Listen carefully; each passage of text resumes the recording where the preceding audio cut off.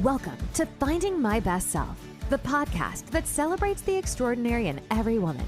Each week, your host, Pam Rivette, will share practical how-to advice, empowering you with strategies and insights to navigate life's complexities. We'll welcome inspiring guests, women who have defied the odds, transformed obstacles into opportunities, and are redefining what success truly means. From navigating personal and professional challenges to celebrating triumphs in fitness, self-care, and beyond, we explore it all.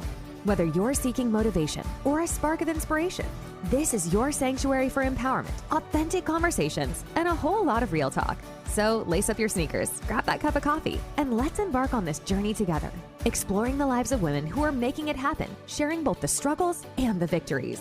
Welcome to Finding My Best Self, where every episode is a step towards becoming the hero of your own story. Hi there, and welcome back to another episode of Finding My Best Self. Today, I have with me my very dear friend, Mandi St. Germaine. Her and I go way back.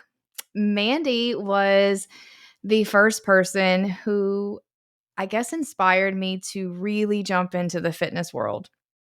It was something that was always part of my life, but watching Mandi and her journey it was Beachbody at the time as a Beachbody coach. And she kind of pulled me in and we just kind of took off from there. And then, and she also was married, or she is currently married to someone who's in the military. And I was previously at that time married into the military as well. So we just kind of had similar ground and became friends through that. So I guess, Mandi, tell us a little bit about yourself. What do you do, about your kids, your family, that good stuff? So I'm Mandi St. Germaine. I am a mother and stepmom to 4 girls, and I'm a reading interventionist this year at school. I've been a teacher for about 10 years now, and I dabble in affiliate marketing here and there. And definitely, I've been a military spouse, girlfriend for about 17 years. So, and just saying that about being in a military kind of background. I don't know if you remember this, but you said something to me years ago that I literally still hold dear to my heart. I remember you told me, because, I think me and Kenny were dating at the time, and you were like, your military friends are going to be your family. And I'm like, that has been true up until this point. Like everyone that I have, had connections with has become our family. And so I don't even remember if you remember saying that to me, but I don't. it's something that I have thought about over the years. And so I wanted you to know that's been something that I've taken with me that we've talked Yeah. about. So Did you listen to my podcast episode that came out last week? yes. Okay, because I mentioned that on Yeah, that I know. podcast episode. It triggered my memory again, because I'm like, it's definitely something that you think about it, you move to a new city, a new state, and you don't know anyone. And then by the time you Yeah. leave, it's like you're taking more family members with you everywhere you go. So Yeah. that's why I say I have family everywhere now.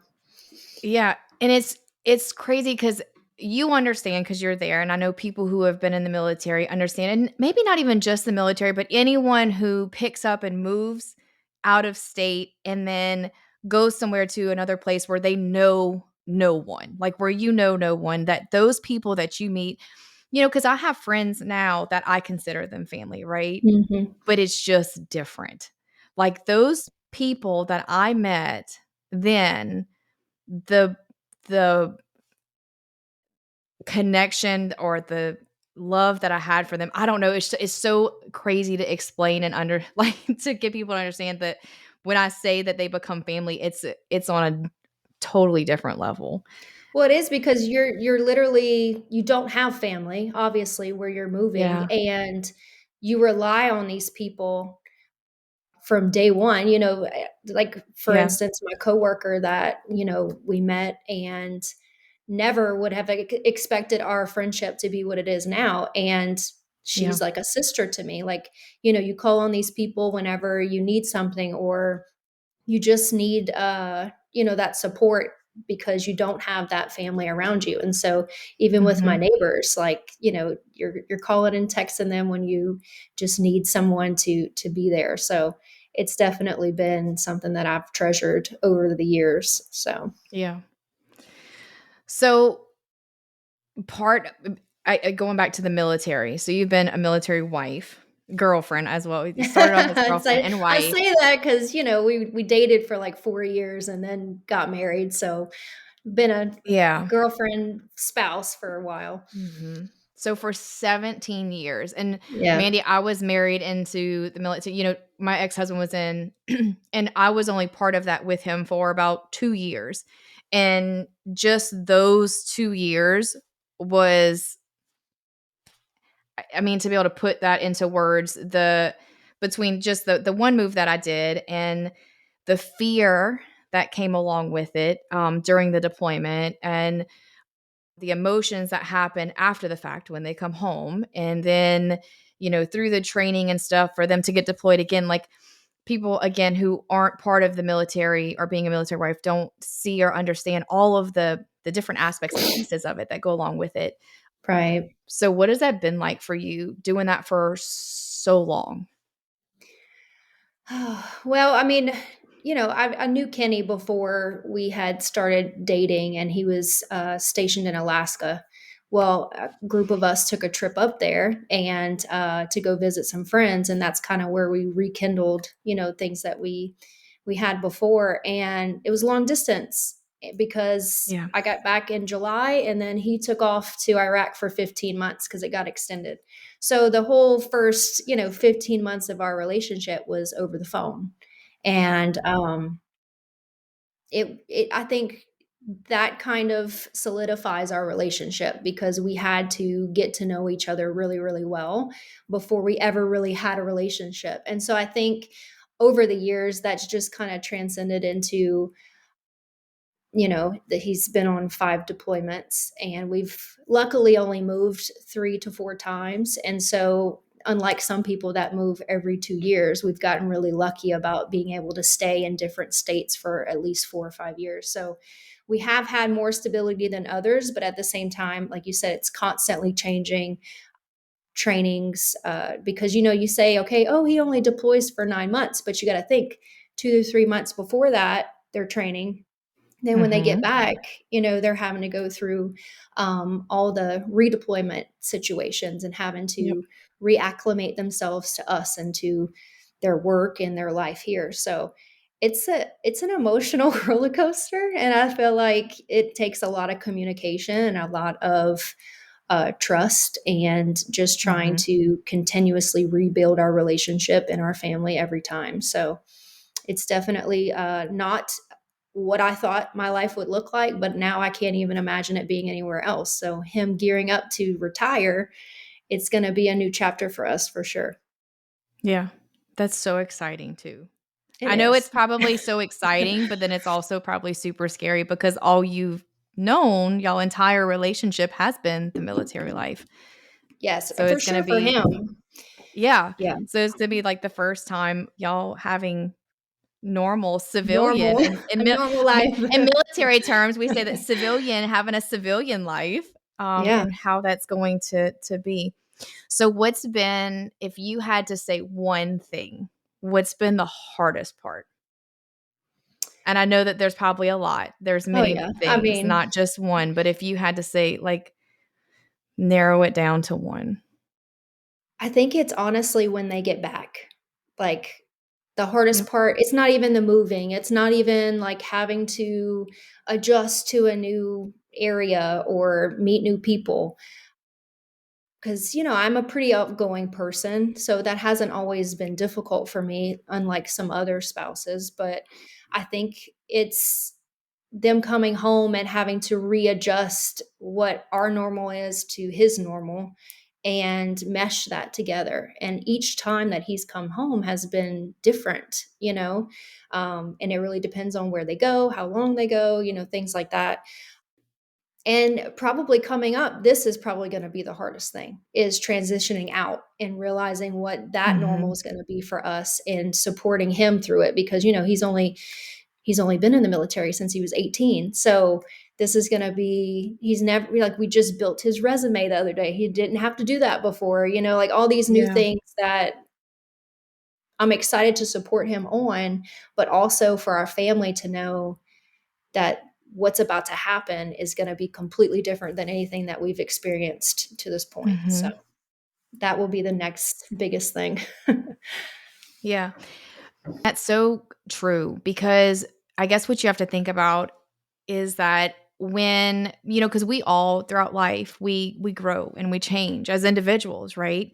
But when you're married to someone that you're around them often, whether it's every day or, some people they work offshore, so you're still around each other like, 14 and 14 or whatever. So you're still Mhm. around each other, close times throughout the year. Whereas in the military, when they deploy, like you said, anywhere from what's the shortest deployment he was on, 7 months maybe or something like that to It's been nine right to 15. So it's always been 15 about 15 9 months. months, Yeah. right?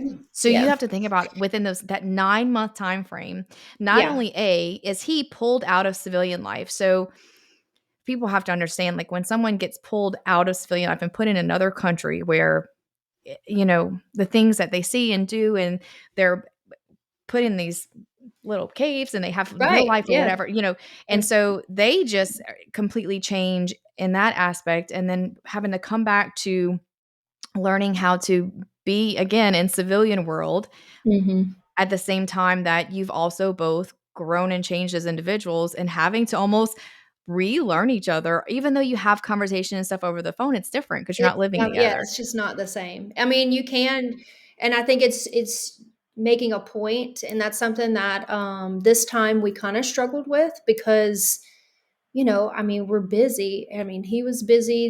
It's an 8 hour time difference, so we're trying to like hit conversations, and then with kids, we've done 2 deployments without kids, and then the last 3 we've had kids, and so it's really trying to give them their time, but then us also have our time to talk Hmm. and kind of connect.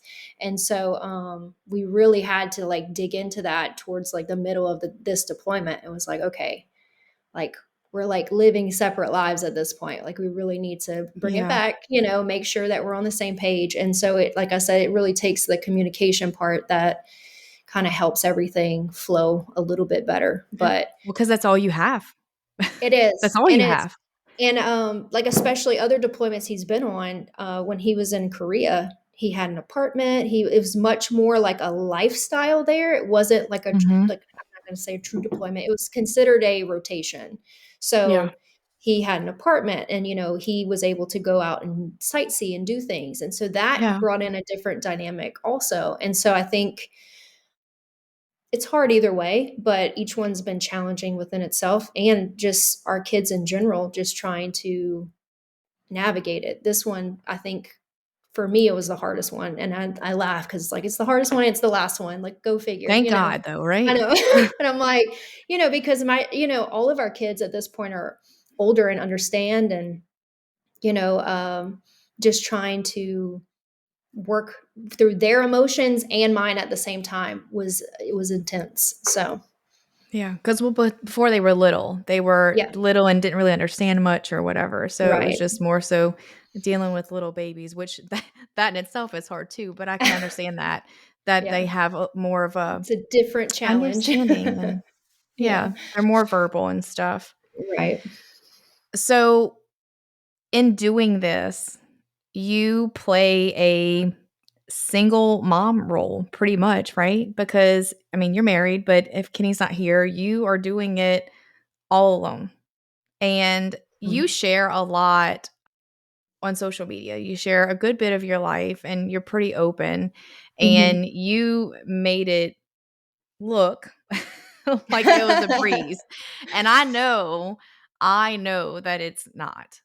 Yeah. I know that that is, super super hard to be that single mom role, and knowing that you're not a single mom, it's knowing that you're not, but still having to play that role.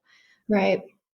What do you feel like you did? Like, how did you manage? When Kenny's gone, like, what did you do? Did you have like a structure or a task? And I'm sure it probably changed each time, with the Right. ages of the kids, or again, just you growing and changing as a person. But like, what do you do to be able to manage that? Because I know, and I'm asking because I know that there are, if it's not women who are in the military role, but just being able to manage whether they have spouses that work a lot. Like my husband works 12-hour shifts, and then has an hour. So he's basically works 14 to 15 hours a day, 6 days a week. So it's like he's not really here a whole lot, and then Right. around here, South Louisiana, we have a lot of people who work offshore. So they're Hmm. not home a lot. So there's a lot of women who can relate. So what do you do? What do you do to So, and I think it goes to that, your growth, right? So, like things that I did before obviously have changed now.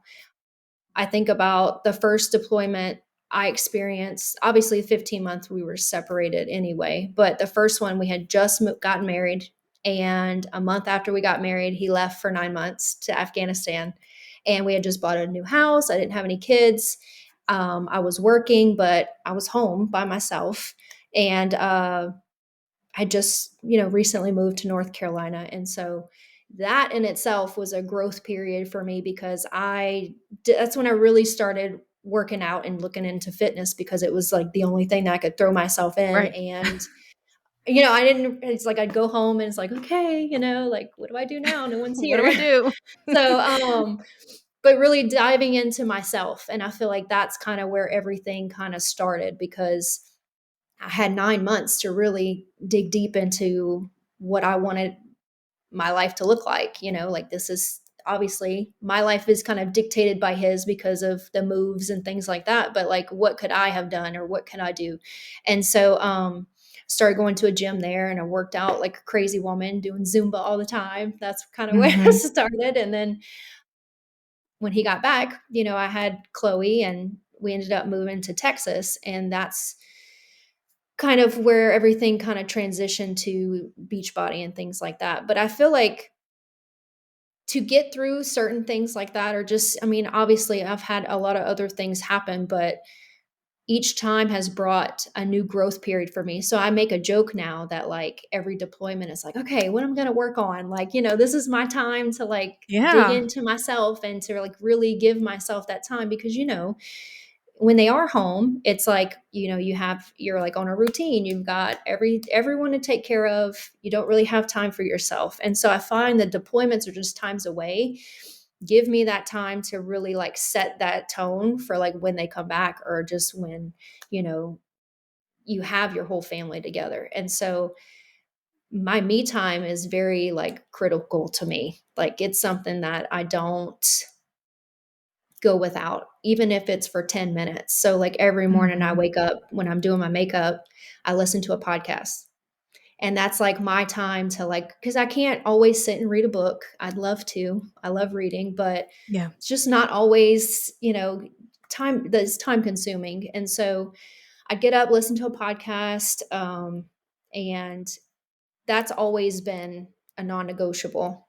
Whether I was Mhm. driving to work, because I used to commute to work a lot, I'd always listen to something, or journaling at night, just trying to kind of get my thoughts all in one place because of course I'm always there for everyone else, but I'm not always there for myself. And so really just trying to hone in on what I could give back to recharge my batteries, And Mhm. so and then working out, of course, is just something that I've had a love-hate relationship with over the years, but it's definitely something that for me has always like been a stress reliever. And so if I Mhm. can do something that, will help me move and kind of reset is always helpful. But like you said, I don't know, it's changed over the years as to, what I've been able to do. Like obviously having smaller kids, I didn't, wasn't able to sit down and read a book, where now I can do that. And, I can still wake up early in the morning. And so when I was going to school this last year, every other day I would wake up, drink my coffee, listen to something inspirational, read my Bible, and then work out. And then the other days I was doing schoolwork. So I think it's just depending on your season in life. It's just always trying to carve out those moments where you can at least get 10 to 30 minutes of your time to just make sure that you're good because you can't, pour out from an empty cup. I love your answer so much. And so, what I want listeners to hear or take away from what Mandi just said is that, so let me just kind of preface this, is that when I asked someone to come on an interview with me in my podcast, there is no discussion between the two of us other than me telling them why I want them on. And I send a list of questions that I would like to ask. So there is no discussion about this is what I want you to say or what I want you to talk about, just the questions.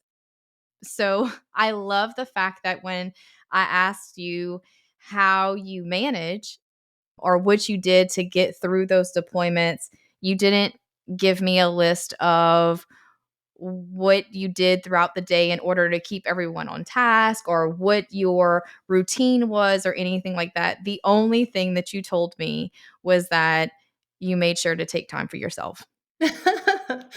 Well, And I I love mean, that because Mandi, that is again, it's part of, my company, my brand that I am creating, and my mission and my vision in this company is that is for women and moms to see and understand that in life we pour everything into everyone else, mhm, in your spouse or your relationship and your children and your job and everything. And there are so many women who feel so empty and so depleted and mhm, don't know who they are or what their purpose is in life and what they were put on this earth to do, because they're too busy pouring into everyone else and not finding some time in every single day to take care of you. So I mhm. love your answer because that is how you do it. That is how you make it through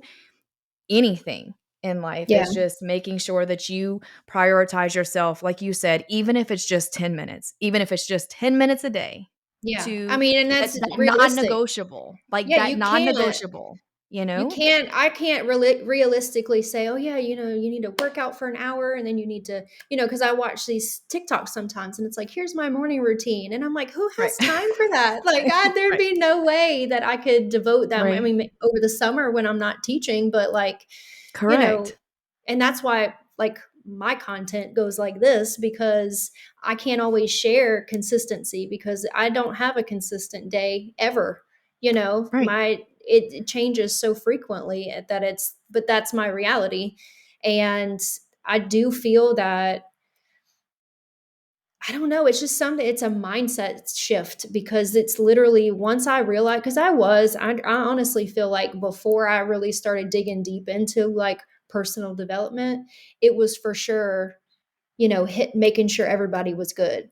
And then I just caught myself like, this is like, I'm burnt out. Like I am burning out quickly and I cannot continue to have the lifestyle we had and with kids or just whatever and find that fulfillment within myself. And so I really had to start to carve out just a little bit of time. And like I said, a lot of times it's in the car because, we're constantly chauffeuring at people around. And my kids have gotten to that point now where they're like, oh, mom's just going to listen to her thing and then we can jam out to music. But, I love it's it like, because that's they me just too. know now. Yeah. They just know, okay, or a lot of the times we'll get in the car after I'm still listening to whatever in the morning and they're like, can we listen to music? I'm like, yes, let me just finish this first and then we can listen to whatever. But We must be in it the is. same vehicle and we just don't know it, because that is my life with my children. Is in the mornings they know we Yeah. listen to podcasts all morning long on the way to school, Yeah. because I have a 25-minute drive to get the first one to school and then another 15 Mhm. minutes with the second one. So they know we podcast all morning long. Yeah. And then in the afternoon, yes, if I That's when pick them up and I'm podcasting, they're like, "Mom, I thought it's you were afternoon. done. Turn the music on." I'm like, Yeah. "Okay." Yeah. But yeah, so that's how It it is. is. And because there is no one has consistency. No. There's just not. Some days that there might be, and that's great, but for the most part, things change at the last minute all the time. Or like with myself, I have my children 7 and 7. So the weeks that Mhm. I don't have my kids, my days look really different than Right. the weeks that I Yeah. do have my kids. So my schedule is totally different every other week. And that for me is really difficult because it Yeah. means my sleep schedule is different. What I do during the day is different. Everything is different. So I'm constantly having to shift and change And it's Yeah. just something that I've just had to learn how to do and to cope with. And, like with you get into that routine of Kenny's home, Kenny's home. Oh, Kenny's gone. Now we have a new routine. Oh, it's so fun. So it's just the It is. And he came home this time and, we have dance like 4 days a week. And so I'm like gearing everybody up and he was like, I can take them. And I was like, oh, you're right. And so I'm like, okay, I'm going to stay here and, get my schoolwork done. And then I'm just sitting there. I'm like, the house is quiet. Like it felt so wrong to like actually right, have help. So and right. I can imagine that's for a lot of spouses that it's especially, having the like week on or 2 weeks. Whenever he was in rotation, we did every 2 weeks. And that's even, I think that almost is even harder at times because Yeah. that's happening more Mhm. frequently where you're like changing, where mine was like longer durations of Yeah. time. And so I think it's challenging either way. And just having to find that Mhm. balance of, okay, this is what I have to do for everyone else, but I still need to, pour into myself too. So Yeah. This episode is brought to you by MBS Fitco. Excitement is in the air at MBS Fitco as we prepare for our upcoming launch. We're introducing a line of premium activewear designed to seamlessly fit into both your workout routines and daily life. Our versatile collection is perfect for your workouts and equally suited for your day-to-day tasks, ensuring you look and feel your best, no matter the occasion. It's not just clothing. It's a commitment to self-care and embracing your best self. Be the first to experience the fusion of style, comfort, and functionality. Subscribe to our VIP list and follow us on Facebook, Instagram, and TikTok for insider information and exclusive perks available only on our launch day. Dive into the show notes for all the links you need. MBS Fitco is more than just activewear. It's a lifestyle. Join our community and be part of our exciting journey from day one to celebrate fitness, self-care, and your hero within. Don't just wear it, live it. All right, now let's dive back into this episode. So on the really hard days, because we all have those really hard days. Like I know I posted just today about it, and we kind of talked a little bit about it. yeah, I especially had one of those really hard days yesterday. Thankfully, my children were not here because it sucks even more whenever I have yeah, those days and my kids are here. But I just had a really tough mental day yesterday where I just, yeah. for whatever reason. So like, what do you do? Like what on the days when the stress level is high or your anxiety is super high or you're just for whatever reason having just a mentally bad day? Like what do you do I to pull completely yourself shut out? down. I shut down. I love you. But I do. And I don't know if I really talked about this on my social media because I mean, I don't want to only do like highlight reels, but at the same time, like Right. I know that I have talked about like anxiety and depression before. And Yeah. I always think back like to check on your happy friends because like I can put on this like happy face and I'm outgoing and bubbly, but I have deep dark like days where Hmm.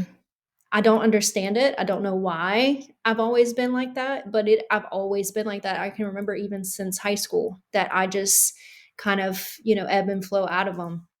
And it hasn't been until recently that like I really understand or I really can get myself out of it more quickly, I guess. I've never really understand why, but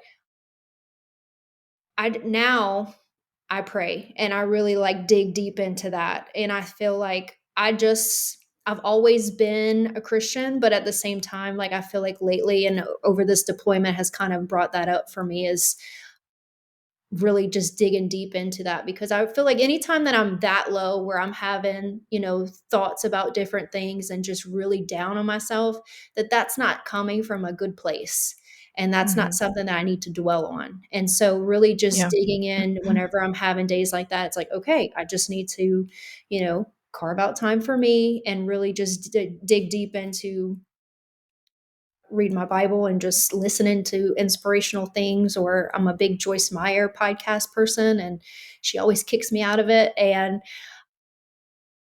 I think it's being self-aware. That's the word that always comes back to me is just being self-aware of when you get deep down into those dark places. 'Cause I feel like we all have them, just no one talks about Hmm. it, is looking at things that you have and being appreciative for the things that you do have. Because, there's a lot of things that have happened around me that are way worse than anything that I'm going through. And so I think I always Mhm. kind of go back to that it's like, using certain situations or just things that I have experienced, kind of to kick me out of those dark places, I guess. And and I think just kind of digging into your family or people that are close to you that understand that side of you that you have been able to share it with, and they can kind of. I know that I have a friend that I call whenever I need that inspirational side. And because I Mhm. always said you have friends for different reasons and for Yep. different seasons. And so she is that friend that I know that I can call and say, you know, I just need to feel better and grateful, and so we Yeah. just have those deep conversations. So, Mhm. but yeah, I mean, it's definitely something I've always struggled with. I feel like people don't talk about it enough because it comes off as like a weakness almost, Mhm. and or they don't want people to be like, "Oh, well, why are you depressed? Like you have this and this, or your Yes. life's great." And Mhm. I hate that, Mhm. because just because someone is blessed with different things or fortunate doesn't mean that they don't have their own struggles. Mhm. And Demons. yes, like it's just, so I feel like that's why it gets hidden a lot, because people don't want Mhm. to speak out. If you haven't had these big traumatic experiences in your life, then you're supposed to be happy. And but it doesn't always work that way. Like we can't control certain things. And so self-love has always been an issue for me. I can come off as the most confident person, but deep down that's not how it is.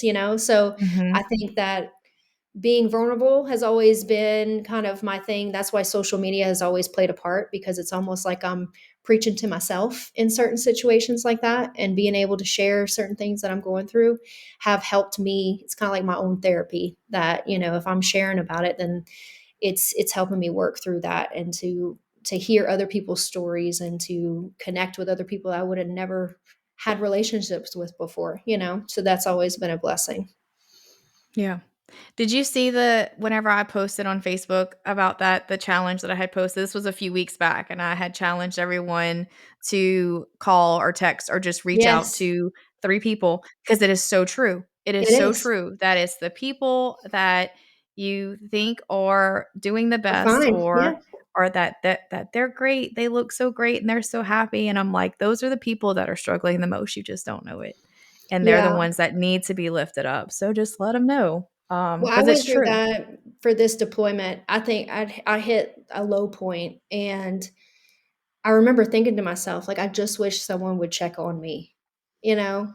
And I don't even think I've said that out loud, but like, it's like I was constantly there for other people. I have that tendency to I feel like I'm a good listener, and but a lot of people will look at it and be like, "Oh, she's done this 5 times, like, she's fine, she's been through deployments before."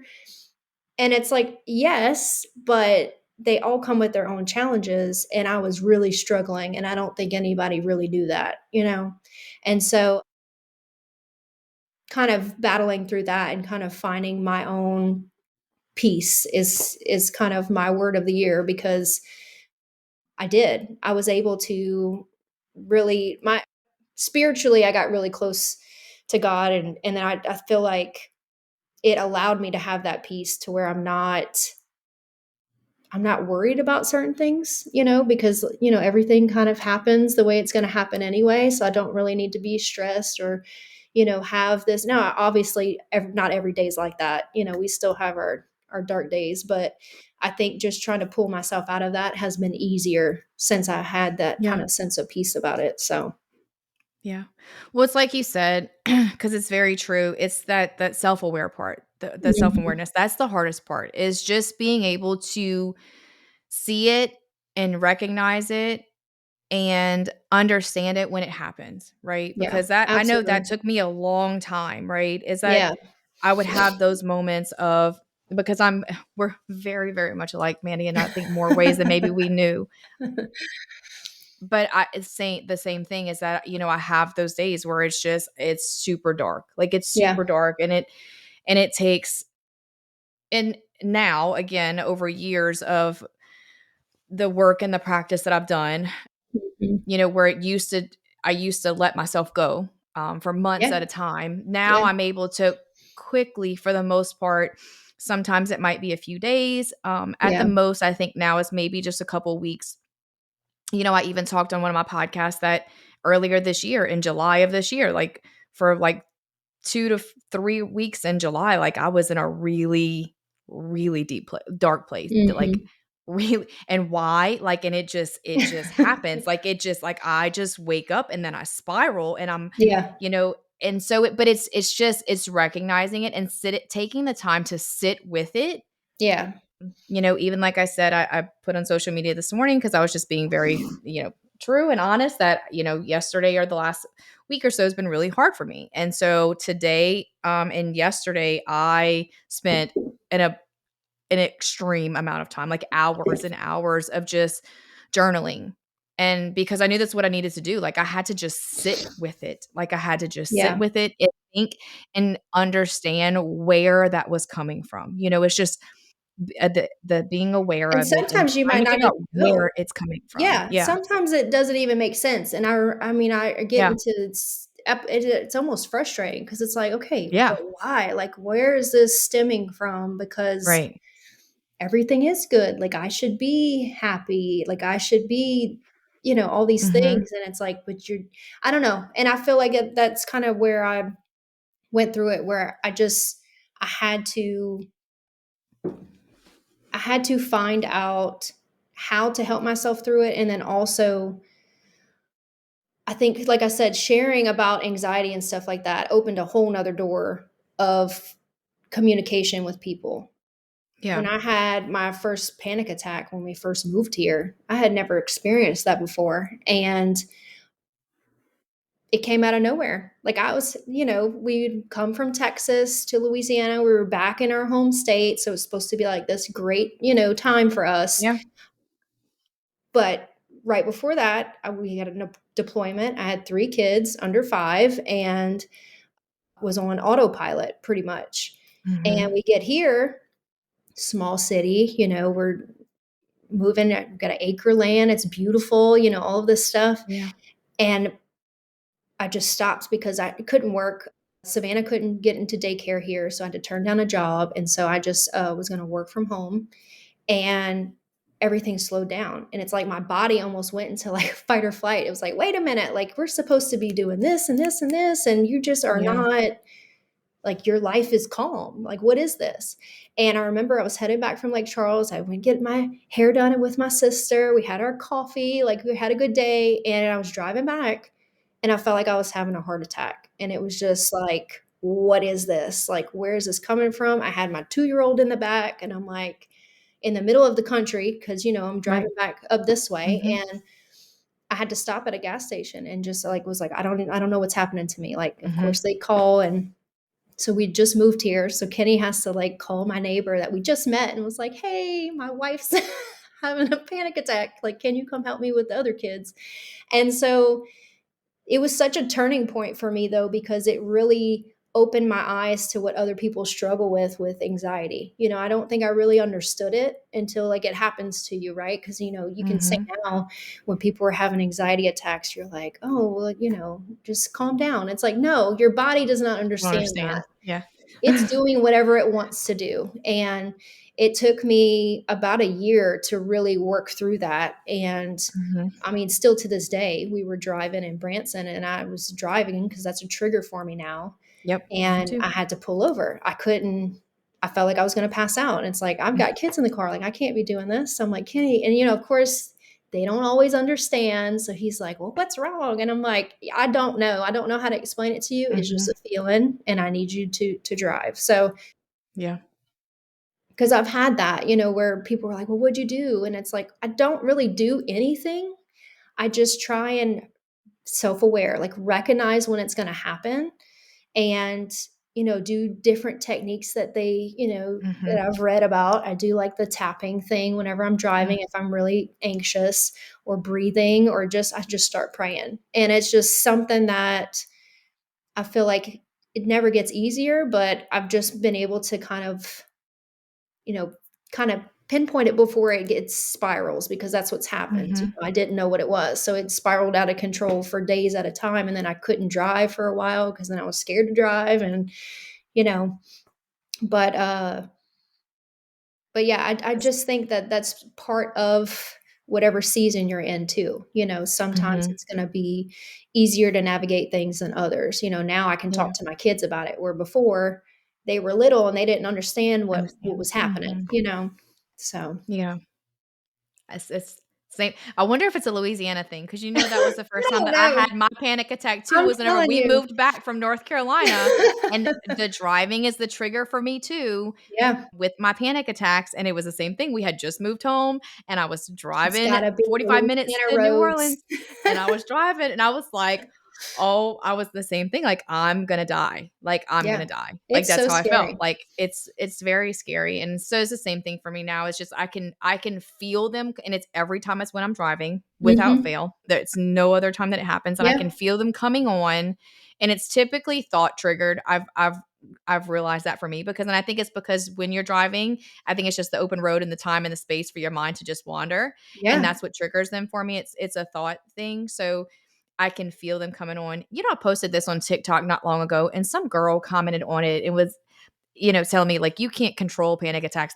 That's how you're not having real panic attacks, because you can't control them. And I'm like, okay, girl, whatever. But I'm like, it's not that I'm controlling them. It's just that I feel them coming on. Like, I know. And so Like, it's, you know you what do, that like feeling you is said, now, yeah, the, and you the know that, techniques to try and turn it off, or to slow it down, yeah, or to stop it from being so intense to the point where you have to pull over and say, yeah, "Hey, I can't drive because I feel like yeah. I'm going to die." Well, you that's the know? thing, I had tried everything up until that point. I'm like, "Okay, it's not going away, so, like, you need to take over." And I think too, I didn't realize how many people our age struggle with that until, like, I Mhm. mentioned it on my stories and just started, like, being open about it, because I wore a heart monitor, because, like, I swore I was dying.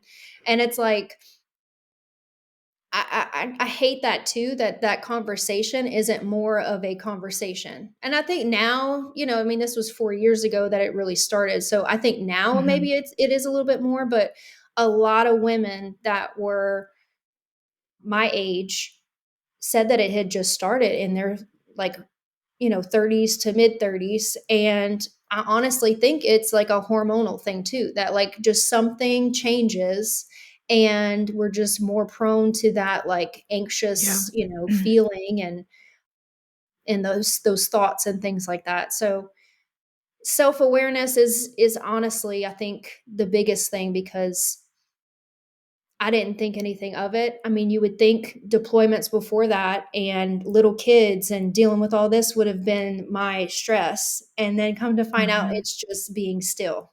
Like, I had to be in Yeah. it, and I just had to work through whatever I was going through. And it's a work in progress every day still.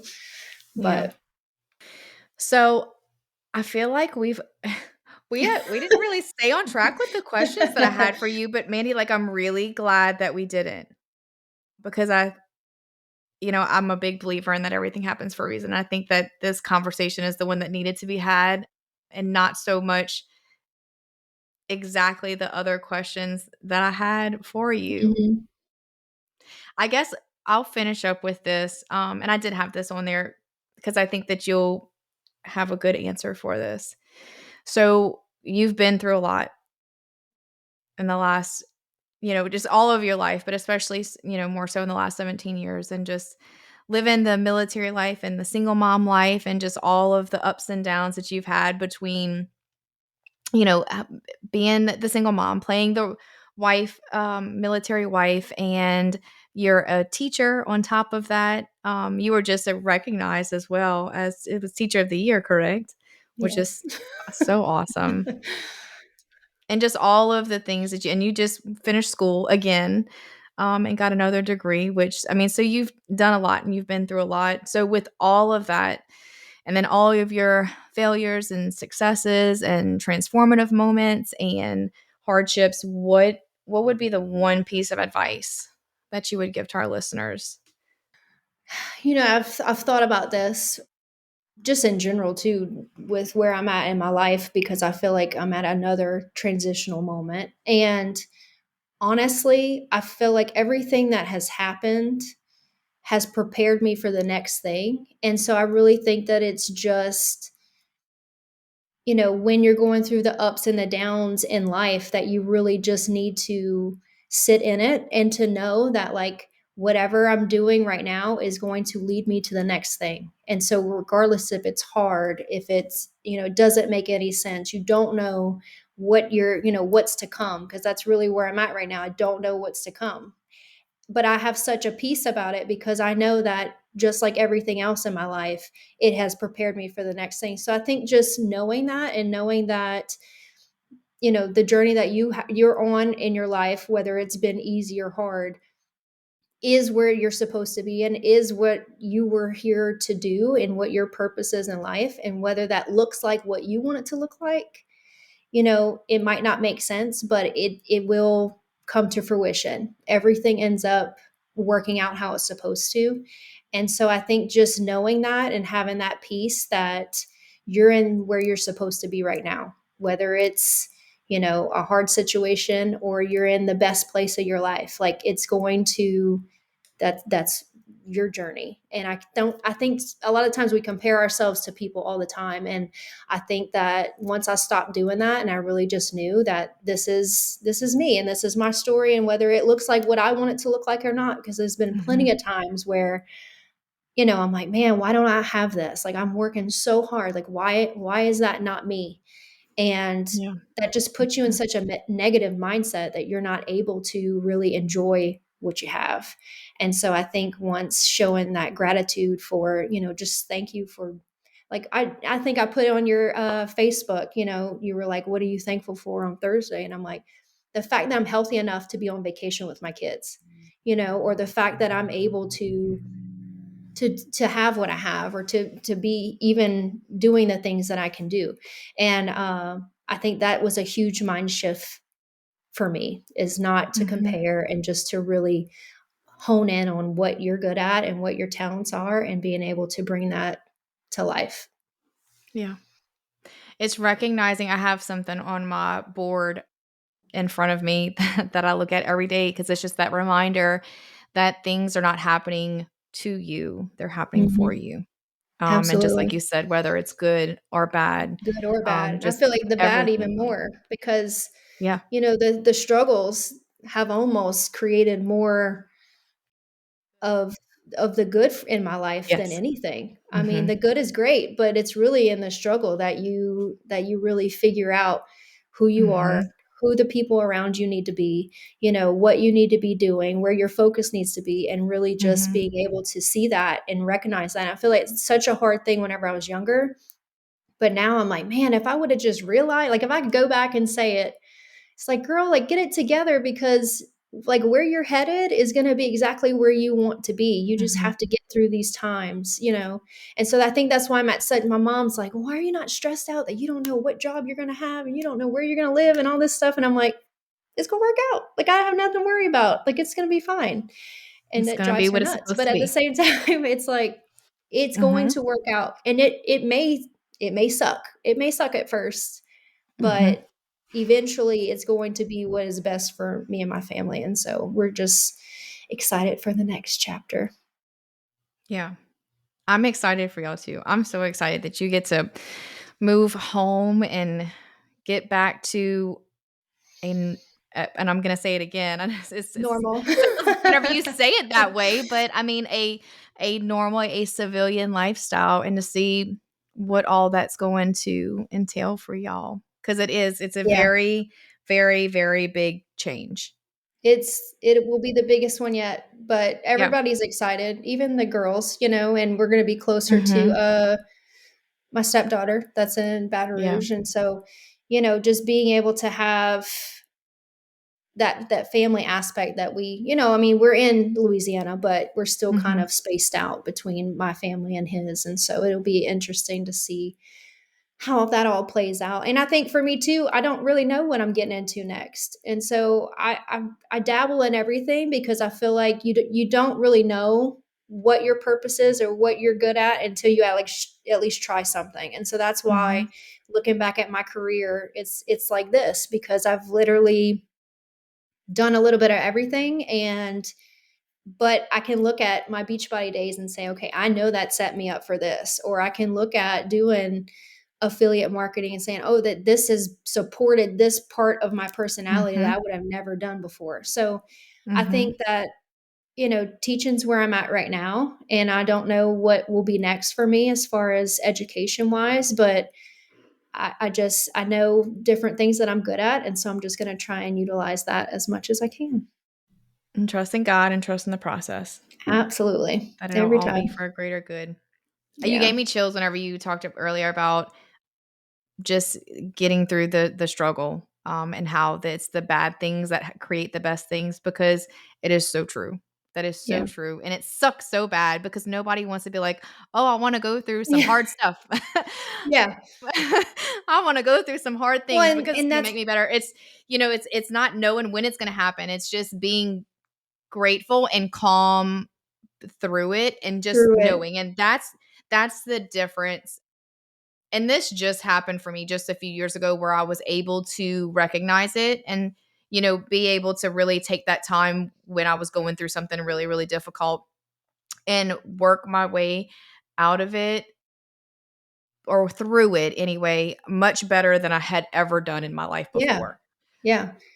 because I, was getting in that the mind shift to be able to do that. But that's what it is. That's where it's at, is being able Yeah. to sit in it and say, this sucks really Yeah. bad, but these are the good things that could possibly come from this, or these are the things that I am learning and that it's teaching me in this very moment that are for the greater good. And when you can get to that point, that is when you can learn to control your anxiety. You can control your stress Mhm. levels, because just like you said, as your mom or your mother-in-law is like, why are Mhm. you not stressed out or whatever? And why stress about it? Why stress about it? Why Yeah. create that stress and negativity Mhm. in my life when it doesn't matter Yeah. what you try to do or Yeah. think or say? It's going to be what it's supposed to be, no matter Yeah. what. So don't create stress that doesn't need to be there.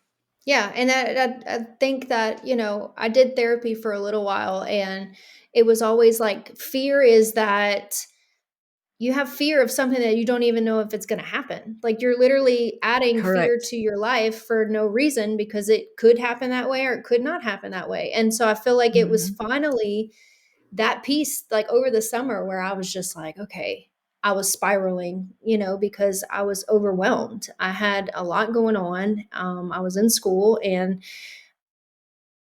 it was summer. So, I'm at home with the kids, trying to Yeah. navigate life. And it was finally like a sense of peace that came over me that was like, I can look back, and everything that has led up to this has been for the next thing. And so I'm like, I already know it will be fine. And you know what? I'm not saying that there won't be hard things or something might not happen, but I have peace in knowing that whatever it is, I'm prepared for it, or I'm being prepared for it. And so I will be able to work through certain situations, whether they're detrimental or they're amazing. Yeah. So that's been my biggest lesson through this deployment. And of course, just, making sure that I'm taking time for myself, because we do get wrapped up into everyone else's lives and what they need and things like that. So Yeah. it's just trying to balance it all, even though it's impossible. Well, I am super excited for you guys. And I know I've told you before, but I am so proud of you. You have been so inspirational in my own life, and just following you and your journey and getting to know you and just watch you grow throughout all of these years and everything that you've been through. I truly think that you are the epitome of Superwoman in my eyes. Just watching everything that you do, you've really, really inspired me. You really have. Well, and I want you to know that what you're doing is such like a moment for me because I feel like this needs to happen. Like what you're doing and the message that you're putting out, and I feel like that's going to inspire so many more people to do what you've been saying for years, what I've been saying for years, is just to realize that there's so much more to us than being a mom, a wife, a friend, a daughter, that we have to Yeah. tap into that. And so I feel like I'm excited for your podcast every week and just, what you have, what you're giving out. And I do feel like that it's just been amazing to watch the process from the start. And so I'm excited to see where it goes. Thanks. I appreciate But that. of course. All right. So close us out. Tell us, my fun question that I like to ask at the very end. What does finding my best self, the woman beyond the cape, mean to you? Oh man, that's a tough one. I've pondered on that for a while, but I definitely think, you know, it's really just digging deep into your own wants, desires, feelings, I don't know, like giving it ownership and knowing that, whatever you have to offer, that you were put on this earth to bring that to someone or to do something with it. And I feel Yeah. like a lot of us get so wrapped up into things that we lose ourselves. And so I think, of course, all women have capes. Like we do all kinds of stuff, but Yeah. it's definitely finding your best self is knowing what your purpose is. And I know that people throw that around a lot and you're like, oh, I don't know what my purpose is. Your purpose is going to be whatever you can, every time that you think of it, or you're doing something that it's literally, you can't get out of your head, that it just keeps coming back. Like that's what you need to really hone in on. And that's going to be what's going to help you find your best self. I love that answer. That's Thank you okay. again so much for sitting with me today and interviewing on my podcast. It means the world to me that you were on. So I want you Well, to know thank that. you.